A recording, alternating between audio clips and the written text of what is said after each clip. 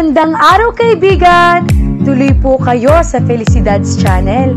Sa mga kwento ng buhay at pag-ibig na hinalukay sa natatagong baul ni Felicidad. Pero bago po tayo magpatuloy, huwag niyo pong kalilimutan na i-like ang video, i-subscribe ang channel, at i-click ang notification bell para lagi kayong updated sa mga parating pa na upload.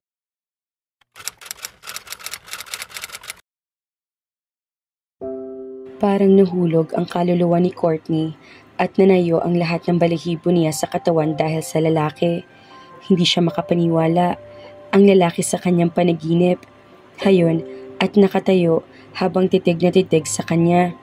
Could it be possible that a man so handsome could walk this planet in her lifetime at nasa lugar pang iyon? Pakiramdam niya ay umikot ng mabilis ang kanyang mundo. Pero nanatili siya sa kanyang kinatatayuan at walang ibang nakikita kundi ang lalaki. Just like in her dreams, pakiramdam niya anytime soon mawawala ang kanyang ama at ang lahat na nasa paligid. Pagkatapos ay nasa ilog sila ng lalaki and he would come to her, he would kiss her and, "Hoy, Courtney, ano ka ba?" Pukaw sa kanya ni Misty. Bumalik ito nang malingunan siya nakatulala. "Akala ko ba sasamahan mo ako roon?" Hindi siya makasagot. Disoriented pa rin siya. "Courtney, come here." Napatingin siya sa kanyang ama nang marinig niya ang boses nito. Sa kabila ng pangangatog ng mga tuhod niya, ay napilitan siyang humakbang. Kahit naka-sunglasses ang lalaki, hindi niya maalis ang pakiramdam na titig ito sa kanya na tila kahit kaloob-looban ng katawan niya ay nakikita nito. "Dad." "Courtney, I want you to meet Solomon, Sol Bagon. Anak siya ni Don Mario Bagon, ang may-ari nitong lugar na ito." Napilitan siyang tignan ang lalaki. Pati ngiti niya ay pilit. "Pleased to meet you." Anang lalaki na Solomon pala ang pangalan. Inilahad nito sa kanyang isang kamay nito. Nanginig siya nang marinig niya ang boses nito. Hindi man ito nagsalita sa kanyang panaginip, ganoon ang nai-imagine niyang tinig nito na modulated voice with an educated accent. Napatingin siya sa kamay nito na iniaalok nito sa kanya. Naisip niya kung saan-saan iyon dumapo sa katawan niya sa kanyang panaginip. Kahit mataas ang sikat ng araw, ay naramdaman niya nanginginig siya na tila gingikinaw. "Courtney," pukaw sa kanya ng daddy niya. Bigla niyang in-extend ang kanyang kamay at tinanggap ang pakikipagkamay ni Solomon. Medyo malamig iyon, pero hindi katulad ng inaasahan niya na parang yelo. Still, it was a cold hand. Nanayo na naman ang mga balahibo niya sa katawan. "Courtney," tumangong wika nito habang magkadaop ang mga kamay nila. Hindi siya nakasagot. Nakatingin lang siya rito. Medyo nakaawang pa nga ang bibig niya. Ngumiti ito bago tinanggal ang suot na sunglasses. Nakita niya ang kulay ube mga mata nito. Nanlamig siya na magtamang kanilang paningin. Wala itong sinasabi at ginagawa, pero ng mga sandaling iyon, alam niya at naramdaman niya na ito ang lalaking gusto niya at makakasama habang panahon. Tinignan niya ang mga mata nito. Bahagya siyang nagulat dahil kanina lang ay malabnaw pa ang pagka-violet ng mga iyon. Pero ngayon ay dumilim ang mga matang iyon at halos magkulay itim na. Anang daddy niya. Bigla sila nagbitaw ni Solomon. "As I was saying, ipinaliliwanag ko kay Mr. Bagon that we have all the legal papers and documents sa lahat ng agencies dito para sa archaeological dig na ito. It seems, kagagaling lang ng father niya mula sa Amerika and he was also out of town for a while kaya hindi nila nalaman ang tungkol dito. Sinulya pa nito ang bisita. As you know, sila ang may-ari ng lupaing ito. When we secured our permits, we also sent your family a letter. Iyon ang naging starting point ng lahat ng paglalakad ng aming dokumento. You relented and, well, kaya kami naririto ngayon. In all honesty, Dr. Wallace, my father and I have no knowledge of the archaeological digs that have been going on here." Neutral ang tono ni Solomon, kabaliktaran ng sa tensyonadong daddy niya. "Kung meron man hindi pagkakaintindihan, do not worry, Dr. Wallace," sabi ni Solomon. "Kakausapin ko na lang ang daddy ko. Nire-respeto naman namin ang ganitong uri ng research. Wala kaming planong paalisin kayo o maghabol sa mga nakuha na ninyong relics and artifacts. Nakipagtitigan ito sa kanyang ama. Kung iyon ang pinag-iinteresan namin, our lawyer should be the one standing here right now. Hindi ako. Well then, kung hindi ito tungkol sa permits at sa pagpayag ninyo na naririto kami, what is this about then? Sir, tinignan nito ang mga tao sa paligid. I was hoping we could talk about this more in private. Napatingin na rin sa kanila ni Misty ang daddy niya. Sakalang ito tumango at inimbitahan si Solomon sa loob ng quarters nito.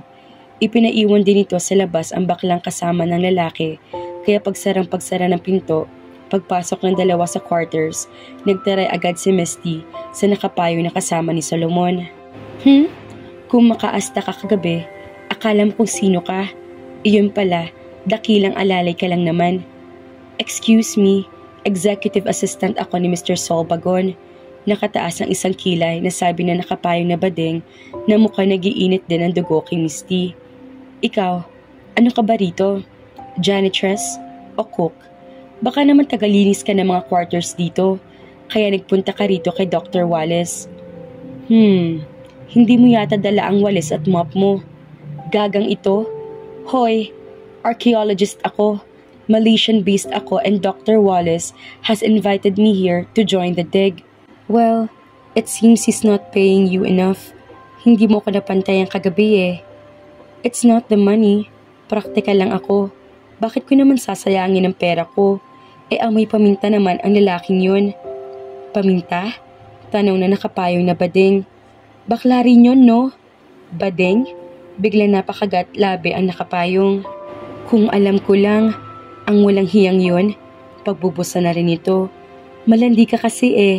Ani Misty. Agaw ka ng agaw, kaya iyan ang napala mo. Sus, mas mabuti pa pala ako at nakascore ako sa isang tunay na lalaki. Pagmamalaki pa nito. Talaga? Natigilan ang bading na sa tingin niya ay kulay violet din ang mga mata. Lumapit na ito ng tuluyan kay Misty. Tinignan niya ang mga mata nito. Tila naagaw niya ang pansin nito. Talaga magkakulay kami ng mga mata ni Mr. Bagon. Ginagaya ko iyong sa kanya, kaya nagko-contact lens ako ng kulay ube. Paliwanag nito sa kanya kahit hindi naman siya nagtatanong. Tumango siya. Itinuon na uli nito ang pansin kay Misty. Iyong lugar na pinuntahan mo, may mga gwapo pa roon? Osyoso nito na biglang nawala ang pagkatare sa tinig. Naku, kaloka. Mas matindi pa pala rito sa probinsya. Hindi ka naaat-atin tulad sa Maynila. Nagulat siya sa sinabi ni Misty. Tila biglang nabura ang galit nito sa kausap. Paano? Nasa Baguio kami ng matagal at palagi dahil madalas lang kami sa park at nakakatakot ay may raid. Day, pag upo mo pa lang sa pinuntahan ko, nakayakap na agad. Tinapik ni Misty ang kausap na animo matagal na magkaibigan. Hinalikan na nga agad ako sa batok eh. Samahan mo ako roon. Kinilig naman sabi ng kasama ni Solomon. Sige, mamayang gabi ulit. Nag-promise ako roon na pupunta ako mamaya. Big night nila. Ako na ang bahala sa gastos. Basta, go tayo roon. Sigurado ka? No problem no. Sandali, ako nga pala si Harper. Inilahad nito ang nakagwantes na kamay kay Misty. Misty, pakilala naman ang kasama niya. Pasensya ka na kagabi. Super excited lang kasi ako. Alam mo naman, kapag career girl ka. Sinabi mo pa mare, nagkwentuhan na ang mga bruhang, bigla nila naging magkumare. Napataas ang mga kilay niya sa mga sinasabi ng dalawa. Tinignan niya si Harper at pinag-aralan ang hitsura nito.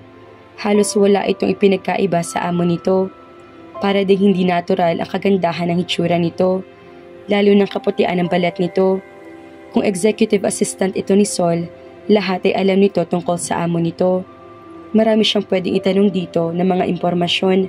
Huminto si Harper sa pagsasalita, sabay tingin sa kanya. Matagal na tinitigan siya nito bago ngumiti.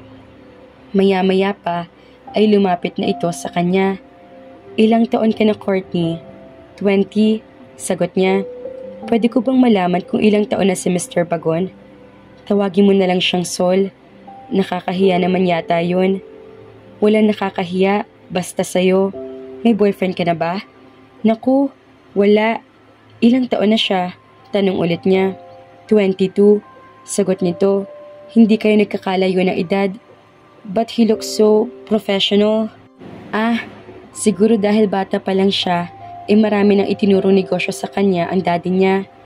You tend to grow up faster kapag ganoon, diba? Oo nga. May gusto ka pang itanong tungkol sa kanya? May girlfriend na ba siya? Wala pa. Walang girlfriend yung ganoong kagwapong lalaki? Tanong ni Misty. Alam mo naman kasi kapag ganoon ang hitsura mo, tapos mayaman ka pa, nagiging mapili ka talaga, sabi ni Harper. Well, kung ako ang kasing ganda naman ni Marian Rivera, abay mamimili na rin ako ng lalaking kekentsingin ko, no? Mismo, hahayaan ko silang pumili at maghintay. Dito pa talaga kayo nakatira?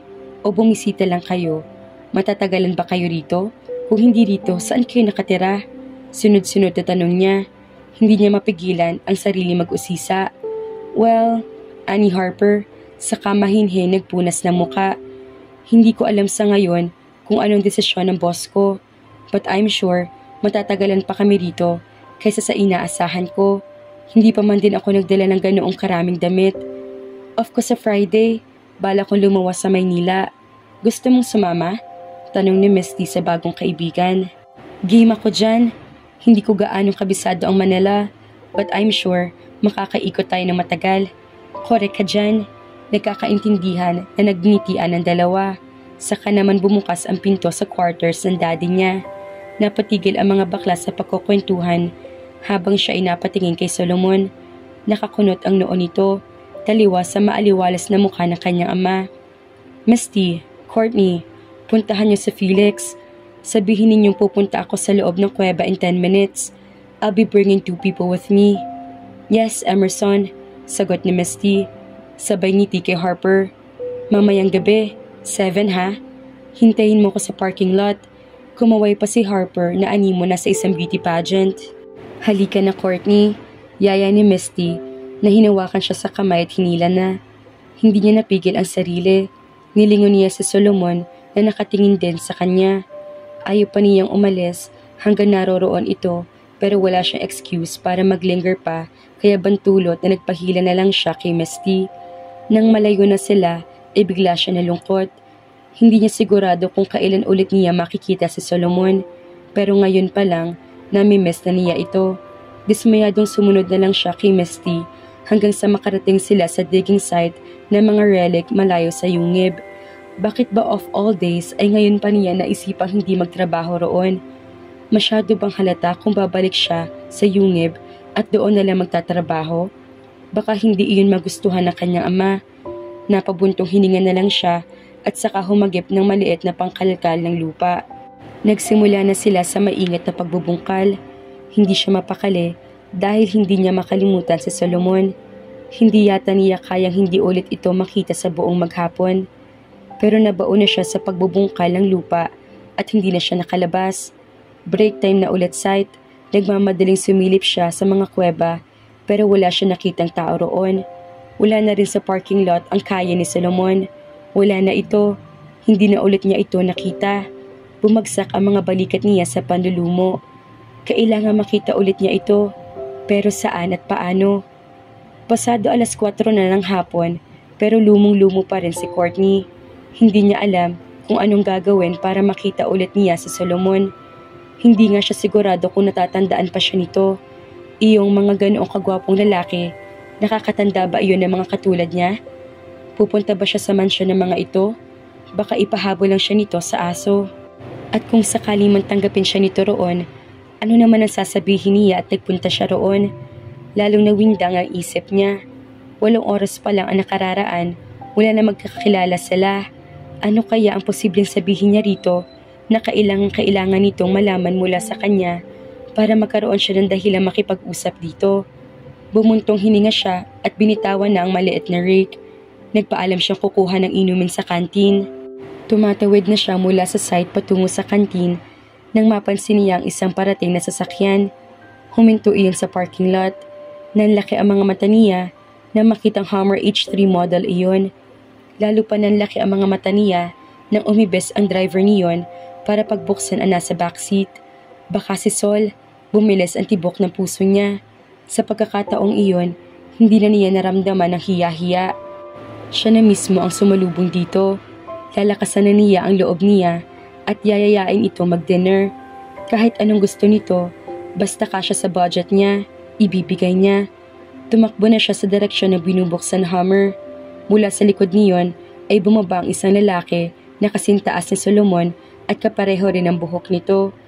Nagsuot ng sunglasses ang lalaki at saka tumayo ng maayos. Nagrigo doon ang dibdib niya. Si Sol nga, bumalik siya. Dumiretso na siya papunta rito. Nakatingin ito sa kanya na tila hinihintay siya. Ngumiti ito at sinalubong na rin siya. Malapit na sila sa isa't isa na bigla siyang mapahinto. Kamukhang kamukha ito ni Solomon. Parang pinagbiyak na bunga. Pero hindi ito si Sol. Biglang bumagal ang heart rate niya. Nang wala ang lahat ng excitement niya. Hindi siya makapaniwala sa kanya nakikita. Pero totoong parang kabiyak na mukha ni Sol ang lalaking kaharap niya. Miss? Hello? Hello? Namamanghang sabi niya. Hi, ako si Samuel Fruelda. Ganoon ba? Ngumiti siya. Magaan ang loob niya rito pero wala siyang maramdamang dagundong sa dibdib gaya ng epekto ni Sol sa kanya. I'm Courtney Wallace. Ikaw sigurong anak ni Dr. Emerson Wallace. Anito sa edukadong boses. I am. Hinahanap mo siya? Yes, gusto ko sana siya makausap. Ang alam ko, he left after lunch. Kasama niya iyong may-ari ng lupaing ito. Hindi pa siya bumabalik. I see. Tumango ito. Bukas ng umaga naririto kaya siya? Hindi ko alam kung anong appointment niya. Siguro dapat ka munang tumawag. Pero ang alam ko, hindi naman siya umaalis dito ng basta-basta. Siguro magbabaka sakali na lang ulit ako bukas. Ikaw ang bahala, Samuel. Pero dahil narito ka naman, ngumiti ito ng matamis. Bago lang ako sa bayang ito, may nakapagsabi sa akin na maraming pwedeng puntahan dito.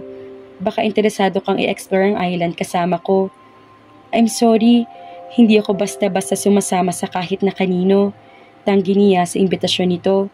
Hindi pa rin niya maalis-alis ang tingin dito. Kamukhang kamukha talaga ito ni Sol, pero ibang-ibang ugali nito.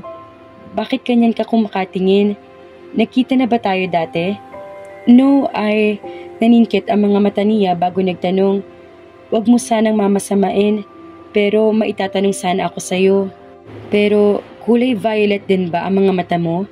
Natigilan ito sa tanong niya at saka tinitigan siya. Pagkatapos ay tinanggal nito ang suot na sunglasses at inilapit ang muka sa kanya. Natutop niya ang kanyang bibig na makitang violet din ang mga mata nito. Aware siya na namumutla siya ng mga sandaling iyon. Nakita mo na ba ako before? Haven't we met? Nang wala ang ngiti sa mga labi nito at napuno ng paghihinala ang tinig. No, sagot niya. Nakita mo na ba ako noon? Bumaba ng husto ang tinig nito at saka mahigpit siyang hinawakan sa magkabilang braso. Malamig ang mga kamay nito, gaya rin ng kay Sol. Nangilabot siya sa nangyayari. Bitawan mo siya! Sigaw ng isa pang tinig mula sa kalsada. Marahas na napalingon sila ni Samuel doon. Bigla siyang binitawan nito para harapin ang lalaki na nakatayo di kalayuan sa kanya. Oh my God! Sambit niya. Hindi niya maintindihan kung paano nangyari iyon. Gulat na gulat din si Samuel sa nakikita. Kamukhang kamukha nito ang lalaking dumating. Maputla, napakagwapo at kasintaas din nito ang lalaki. Lumapit kay Samuel ang bagong dating. Nagtitigan ng dalawa at saka nagsimula mag-aangilan. Napaatras siya at napaupo sa lupa. Hindi pa rin siya makapaniwala sa nangyayari. Dalawang lalaki, pero iisang muka. At halos nagkagulatan ang dalawang lalaki mga kafelisidad dahil nakikita nila ang mukha nila sa isa't isa.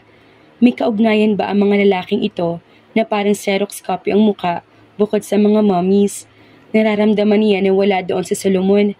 Pero sino ang mga lalaking ito na kamukhang kamukha ni Solomon pero sa tingin niya ay hindi rin naman magkakakilala ang dalawang lalaki na nasa harapan ni Courtney? Paano pa kapag nalaman ng mga ito na tatlo sila nagmamay-ari ng iisang muka? Mababago ba ang takbo ng kanilang buhay? Kaya naman, abangan!